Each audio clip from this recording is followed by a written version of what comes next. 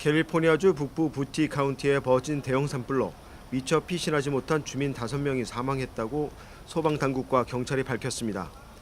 AP와 CNN 등 외신과 현지 매체에 따르면 샌프란시스코에서 북동쪽으로 180마일 떨어진 뷰티 카운티에서 발화한 대형 산불 캠프파이어는 카운티 내 패러다이스 마을을 통째로 집어삼켰으며 가옥 수천 채가 불에 타고 주민 3만여 명이 대피했다고 밝혔습니다.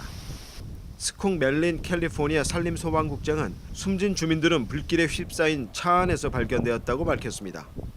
주민들은 전날 오후부터 밤 사이에 긴급 대피한 주민들 중 일부가 불길 속에 빠져나오지 못하고 변을 당한 것으로 보고 있습니다. 멜린 국장은 소방관들이 불길을 잡으려고 시도조차 할 수 없는 상황이며 워낙 강한 바람 때문에 소방대는 주민들을 대피시키는 데 주력했다고 말했습니다. 주민들이 사망한 파라다이스 마을은 지난 7월 캘리포니아주 사상 최대 규모 산불로 기록된 메도치노 국유림 산불이 일어난 곳에서 가까운 지역입니다. 현재 북캘리포니아에서 산불이 뒤덮인 면적은 285제곱킬로미터에 다다른다고 소방당국은 전했습니다. 이는 한국 서울시 면적 거의 절반에 가까운 면적입니다. 캘리포니아 북부와 남부에서 일어난 대형 산불은 모두 3개로 캠프파이어, 힐링파이어, 울시파이어로 산불의 직간접적인 위협을 받는 주민들이 총 15만 명에 다다른다고 캘리포니아 소방당국은 밝혔습니다. 총기 난사 사건으로 12명이 숨진 캘리포니아주 벤투라 카운티 다우선옥 주변에서도 대형 산불이 발화돼 주민들이 위협을 받고 있습니다. 전날 센토로사밸리 서쪽에서 일어난 불 힐링파이어는 밤새 거센 기세로 번졌으며 불이 로스앤젤레스 카운티 경계를 넘나들며 15,000에이커까지 번진 상태로 벤투라 카운티와 LA 카운티에서 7만여 가구의 강제 또는 자발적으로 대피령이 내려졌다고 LA 타임스는 전했습니다. 강제 대피령은 웨스트레이크, 칼라버스, 티즈버러 캐니언 등지로 확대되었으며 벤투라 카운티 소방국은 새벽 트위터에 산불이 101 프리웨이 일부 구간을 뛰어넘어 번졌다고 밝혔습니다. 산불은 크게 두 지역에서 발화해 예측할 수 없는 방향으로 번지고 있습니다. 시미밸리에서 일어난 산불은 울시 파이어로 진화율이 미미하며 총격 사건이 난 곳에서 가까운 대학인 칼스테이트 채널 아일랜드에서 대피령은 내려졌습니다.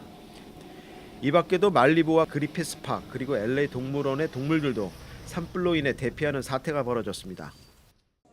미 중간선거가 마무리됐지만 상당수 격정지는 아직 승자를 확정하지 못해 재검표 요구가 제기되면서 최종 판정까지 다소 시일이 걸릴 전망입니다. 최고 접정지는 플로리다주에서 도널드 트럼프 대통령이 선거 부정 주장까지 제기하면서 논란이 되고 있습니다. USA 투데이와 MBC, CNN 방송에 따르면 애리조나와 플로리다, 조지아, 미시시피 등 일부 주에서는 박빙 승부가 펼쳐져 재검표가 이루어지거나 결선 투표가 진행된다고 합니다. 플로리다주 상원 선거에서는 릭 스콧 공화당 후보에게 불과 0.2포인트 뒤진 빌 렉슨 민주당 현역 의원이 패배를 인정하지 않고 재검표를 요청했습니다. 플로리다주 주지사 선거도 공화당의 론 드샌티스 후보의 0.526% 차이로 패한 민주당의 엘르도 길럼 후보 진영은 재검표가 이루어질 경우에 대비하고 있다고 밝혔습니다. 미시시피주에서는 건강 문제로 지난 4월 정계를 은퇴한 샌드 코러스 상원 의원의 자리를 채우기 위한 공화당의 신디 하이드 스미스 후보와 민주당의 마이크 해비스 후보는 각각 41.5%, 40.6%의 득표율을 초접점으로 보였으나 50% 이상의 득표자가 없을 경우 1, 2위 후보 간의 결선 투표를 치르도록 한 주법에 따라 미시시피주는 상원 의원을 확정하지 못하고 오는 27일 결선 투표를 진행할 예정입니다. 이와 함께 초박빙의 경쟁이 벌어진 애리조나주 상원 의원 선거는 개표가 진행되며 희비가 엇갈리기도 했습니다. 캘리포니아, 뉴욕, 조지아, 뉴저지, 워싱턴주 등 거의 20개 지역 하원 의원 선거에서도 최종 승자가 명확하지 않은 상태라고 언론들은 전했습니다.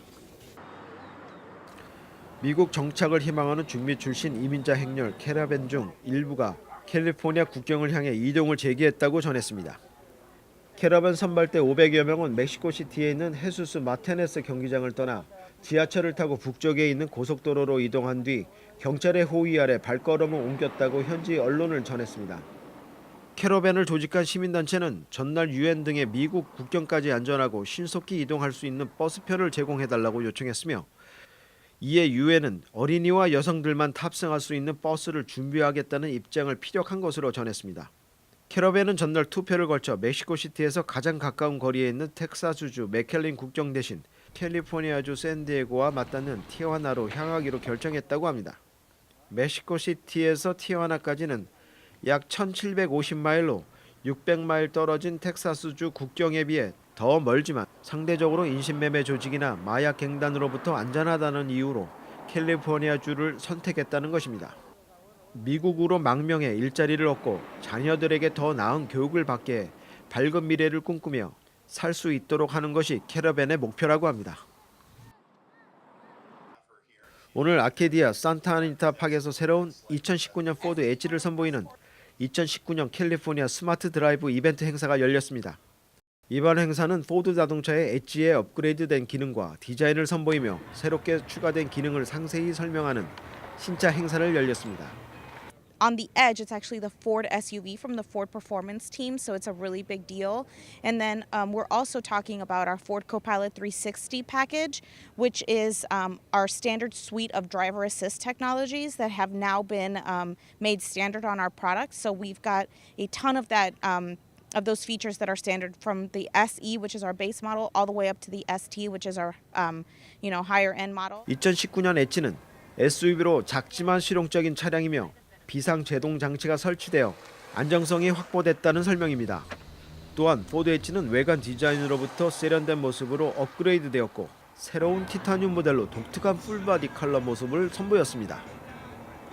더 넓어진 그릴과 표준 LED 헤드라이트, 이전보다 성능이 업그레이드되었다고 설명했습니다.